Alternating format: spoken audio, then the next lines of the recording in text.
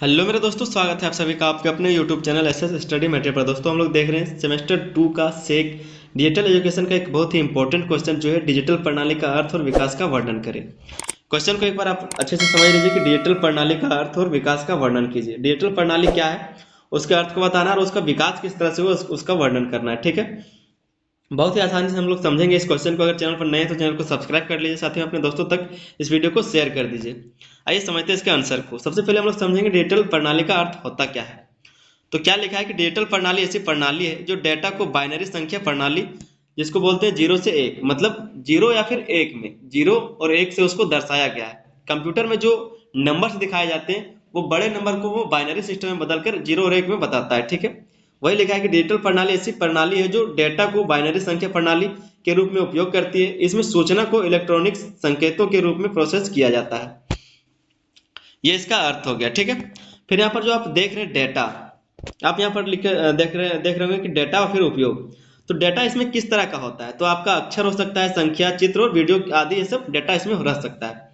और उपयोग कहाँ होता है, तो उपयोग आप इसका computer, mobile phone, internet, ATM, चिकित्सा उपकरण और अन्य डिजिटल उपकरण में कर सकते हैं। ठीक है, फिर यहाँ से हम लोग जानेंगे कि डिजिटल प्रणाली एनालॉग प्रणाली की तुलना में तेज, सटीक और अधिक विश्वसनीय है। ठीक है, जो डिजिटल प्रणाली वो एनालॉग प्रणाली की तुलना में अधिक तेज, सटीक और अधिक विश्वसनीय माना जाता है। फिर यहाँ से हम लोग देखेंगे इसके विकास को, डिजिटल प्रणाली का विकास किस तरह से हुआ था। तो सबसे पहला जो है आपका, हम लोग दशक वाइज जानेंगे क्या 10-10 साल में क्या हुआ था। सबसे पहले जब कंप्यूटर का आविष्कार हुआ था, मतलब यहाँ पर जो कंप्यूटर हुआ था ENIAC का, उसको हम लोग देखेंगे किस तरह से ये बना था और किस तरह का था। ठीक है, सबसे पहले जो 1940 में प्रारंभिक चरण था 1940 का। ठीक है, तो 1940 के दशक में क्या हुआ था, पहले डिजिटल कंप्यूटर ENIAC इसको कहा जाता है। ठीक है,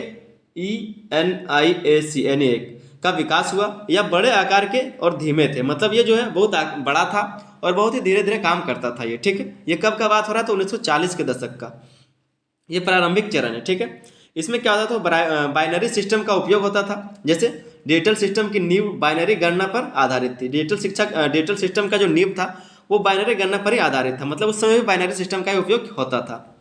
दूसरा है आपका ट्रांजिस्टर और आईसी। ट्रांजिस्टर का मतलब क्या होता है, जिसमें बहुत सारे तार वार लगे रहते हैं, जैसे चिप बोला जाता है। ठीक है, तो चिप जैसा ही होता है वो ट्रांजिस्टर। ये कब का बात हो रहा है, तो 1950 का दशक का। ठीक है, तो ट्रांजिस्टर का आविष्कार हुआ जिसने डिजिटल उपकरणों के आकार को कम किया और गति बढ़ाई।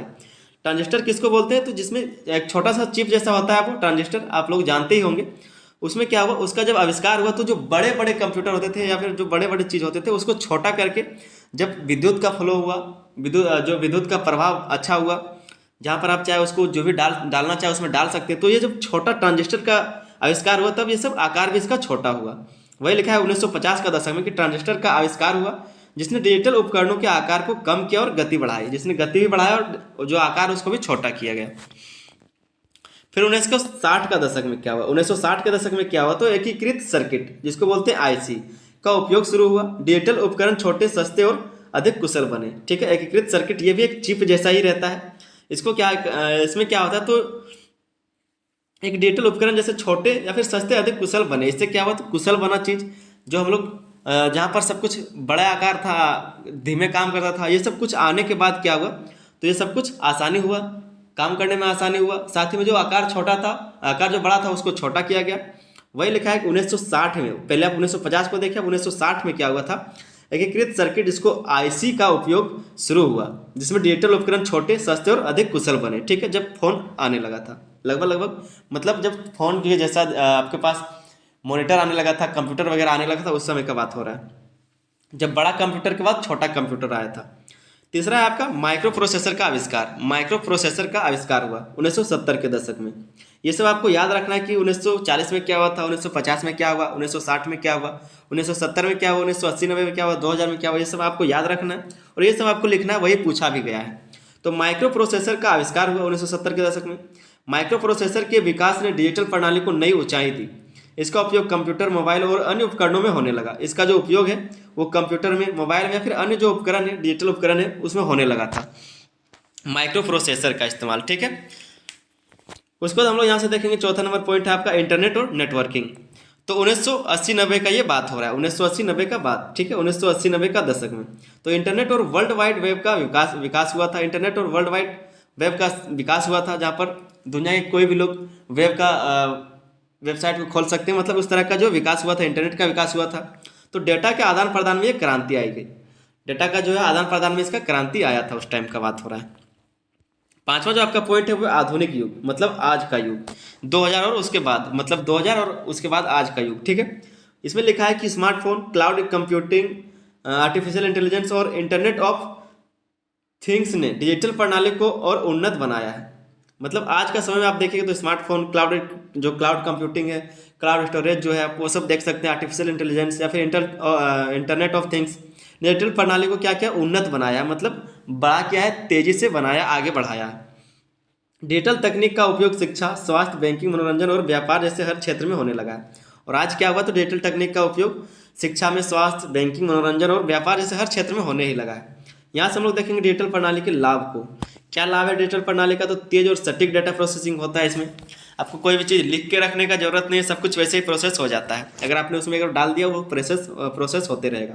तो तेज और सटीक डाटा प्रोसेसिंग होता है। दूसरा आपका कम लागत और ऊर्जा कुशल, कम लागत भी और ऊर्जा कम लगता है, ठीक है। तीसरा आपका डाटा स्टोरेज और सुरक्षा में बेहतर। डाटा स्टोरेज के लिए आपको सोचना नहीं पड़ेगा, बहुत सारा डाटा स्टोरेज कर सकते हैं। और सुरक्षा के लिए आपके पास पासवर्ड है, आप ही सिर्फ उसको नियंत्रित कर सकते हैं, ठीक है। चौथा आपका लाभ है वो है वैश्विक कनेक्टिविटी और संचार। वैश्विक कनेक्टिविटी और संचार, विश्व से आप कनेक्ट कर सकते हैं, बातचीत कर सकते हैं। फिर आपका डिजिटल प्रणाली का महत्व। डिजिटल प्रणाली का क्या महत्व है, वो है आपका डिजिटल प्रणाली ने आधुनिक समाज में हर क्षेत्र को प्रभावित किया है। यह शिक्षा, चिकित्सा, विज्ञान, मनोरंजन और उद्योग के लिए एक आधारभूत तकनीक बन चुकी है। इसका विकास मानव जीवन को सरल, तेज और अधिक कुशल बनाने की दिशा में महत्वपूर्ण कदम है, ठीक है। ये आप देख सकते हैं कुछ महत्व जो है इसका लिखा गया है डिजिटल प्रणाली का। आप उसको देख लीजिए अच्छे से। वीडियो को अगर आप लोग अंत तक देखेंगे तो कुछ ना कुछ समझ में आया होगा आपको, बहुत ही अच्छा, जो आप एग्जाम में लिख सकेंगे, ठीक है। सब कुछ याद तो नहीं हो सकता एक बार में, लेकिन अगर आप समझ गए हैं तो आप कुछ भी लिख सकते हैं। आपको क्वेश्चन में क्या बोल सकते हैं कि एग्जाम में आप कोई भी क्वेश्चन देता है तो ऐसा जरूरी नहीं है कि आप यहाँ पर जो क्वेश्चन देख रहे हैं वही आपके पूछा जाए, क्वेश्चन दूसरा आ सकता है। क्योंकि आपका जो सेमेस्टर 1, 2, 3 तीनों का सिलेबस एक ही है, तो क्वेश्चन हर बार अलग देता है, ठीक है। हर बार अलग देने का प्रयास किया गया है। और जो आप अगर आप सोच रहे हैं कि विद्या के पेपर से मिल जाएगा, तो ऐसा नहीं होगा।